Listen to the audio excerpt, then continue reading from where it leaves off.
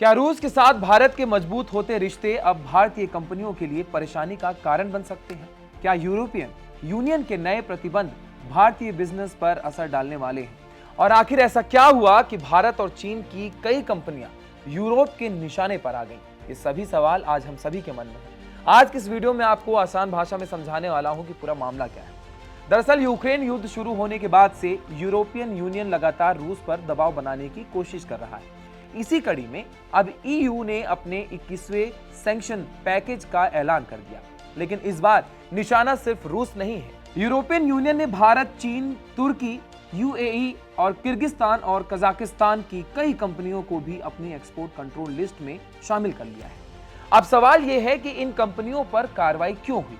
EU का आरोप है कि ये कंपनियां रूस तक ऐसी टेक्नोलॉजी और उपकरण पहुंचा रही थी जिनका इस्तेमाल आम नागरिकों के साथ साथ सैन्य उद्देश्यों के लिए भी किया जा सकता था।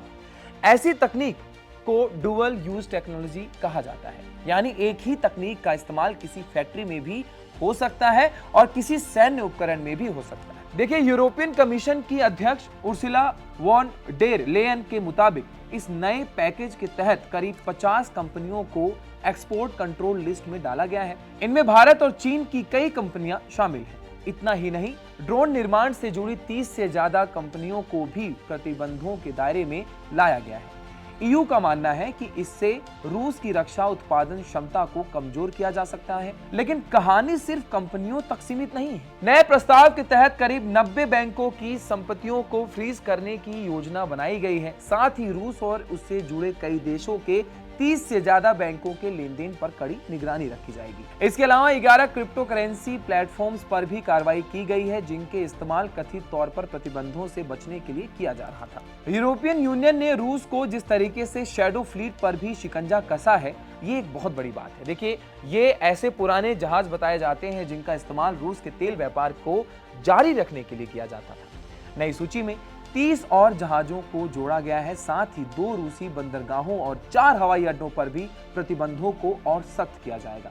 अब सबसे बड़ा सवाल क्या है, इसका भारत पर क्या असर पड़ेगा? देखिए, जिन भारतीय कंपनियों को ईयू की एक्सपोर्ट कंट्रोल लिस्ट में शामिल किया गया है, उनके लिए यूरोपियन यूनियन की कंपनियों के साथ कारोबार करना मुश्किल हो सकता है। देखिए, टेक्नोलॉजी ट्रांसफर, उपकरणों की खरीद, बिजनेस पार्टनरशिप और कुछ सप्लाई चेन ऑपरेशंस पर इसका सीधा असर पड़ सकता है। हालांकि इसका मतलब ये नहीं है कि पूरे भारत पर कोई प्रतिबंध लगा दिया जाएगा। फिलहाल कार्रवाई कुछ चुनिंदा कंपनियों तक सीमित है, लेकिन यह जरूर दिखाता है कि यूक्रेन युद्ध का प्रभाव अब युद्ध के मैदान से निकलकर वैश्विक व्यापार, बैंकिंग और अंतर्राष्ट्रीय साझेदारियों तक पहुंच चुका है। अब सभी की नजर इस बात पर रहेगी कि भारत सरकार इस मुद्दे पर क्या प्रतिक्रिया दिखाती है और प्रभावित कंपनियां आगे कौन सा कदम उठाती हैं। कुल मिलाकर यूरोपियन यूनियन का यह कदम एक साफ संदेश देता है कि रूस पर दबाव बनाने के लिए अब उन देशों और कंपनियों पर भी नजर रखी जाएगी जिन पर रूस की मदद करने का संदेह रहेगा। और यही वजह है कि यूक्रेन युद्ध आज सिर्फ एक सैन्य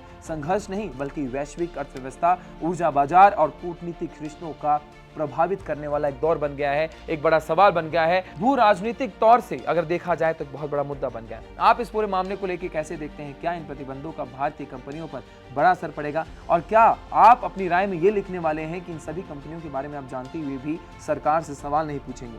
अगली वीडियो में अगर आपसे मैं पूछूं कि इन सभी अपडेट्स पे आपका क्या मानना है, तो आप जरूर बताइएगा। अगर आपने पैसा लाइव को फॉलो नहीं किया, सब्सक्राइब नहीं किया तो कर लीजिए, क्योंकि इस तरीके के वॉर कहीं ना कहीं भारत से जुड़े हुए बहुत सारे बिजनेसेस पे इफेक्ट डालते हैं।